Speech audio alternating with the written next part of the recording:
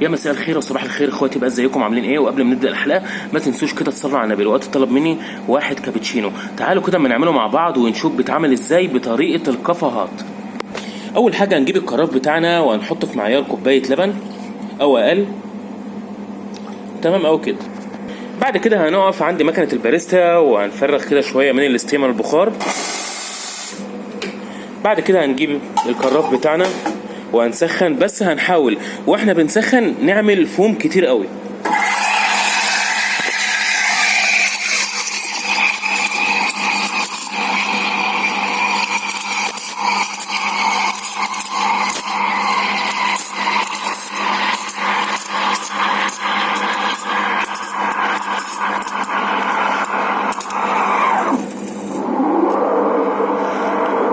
يعني نحاول نعمل فوم كده كتير علشان اوريكم الكابتشينو بتاع الكافيهات بيتعمل ازاي. حاجه كده عظمه قوي يعني، وسهل جدا وبسيط، مش محتاج تعقيد ولا افتكاسات خالص يعني.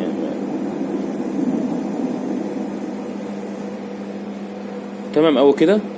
بعد ما خلصنا نحاول كده ندب بالكراف،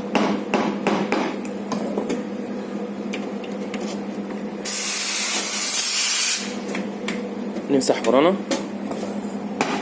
ونسيب كده اللبن اللي احنا سخناه يريح شويه. بعد كده هنجيب دراع الاسبريسو وهنجيب الاسبريسو بتاعنا. طبعا الاسبريسو البن مش بيبقى مطحون زي البن العادي، هو بيبقى كده يعني خشن شويه، مش بيبقى ناعم. وهنحط في الدراع كده، هنحاول ما نملاهوش على الاخر. بعد كده هنجيب المكبس بتاعنا، اتكسر اهو، وهنحاول ان احنا نكبس كده جامد قوي،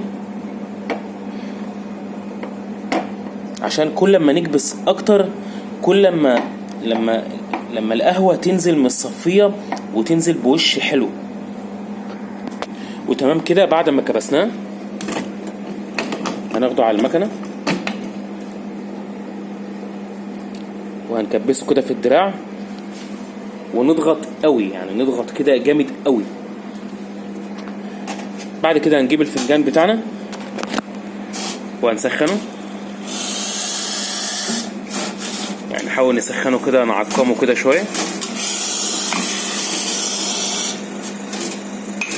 تمام قوي كده. بعد كده نقوم حاطينه تحت الفتحات بتاعه الدراع وهندوس على الزرار ونسيبه ينزل براحته. وتمام قوي كده.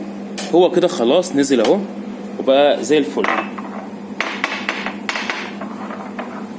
حاجه كده عظمه قوي. بعد كده بقى نجيب الكرافه اللي احنا سخناه اللبن ونحاول نستخرج كل الفوم اللي احنا عملناه ونحطه في الفنجان. دي طريقه سهله جدا نقدر نعملها في البيت، ولو مش متاح طبعا المكنه عندنا، لان بيبقى في مكن صغير اللي هو بيبقى مكن الباريستا بس منه احجام صغيره في البيت. يعني ممكن الحل الامثل اللي احنا نجيب البن بتاعنا اللي هو الاسبريسو ونسخنه كده في كنكه، وبعد ما نسخنه في الكنكه نصفيه في الفنجان بتاعنا علشان لو حابين نشرب يعني الكابتشينو مظبوط. ونسخن اللبن بتاعنا وما نحاولش اللي احنا نغليه قوي عشان يخرج لنا وش كويس يعني. بعد ما حطينا القهوه بتاعتنا اللي هو الاسبريسو ونزلنا بالفوم، هننزل بقى باللبن بتاعنا. اللبن طبعا سخن اهو. كابتشينو ليه ناسه، مش كل الناس بتحب الكابتشينو، بس مطلوب جدا في الكافيهات يعني بعض الناس بيحبوا الكابتشينو علشان القهوه بتاعته بيتعمل بنوع قهوه معينه اللي هو نوع القهوه الاسبريسو، وده بعض الناس بتحبه يعني علشان بيفوق كده وبيبقى ليه تكه كده يعني وطعمه مميز يعني. حاجه كده عظمه. 1 كابتشينو عظمه قوي، سهل جدا وبسيط ومش محتاج اي افتكاسات. كل اللي انا علمته لكم دوت في البيت ما بياخدش وقت نهائي.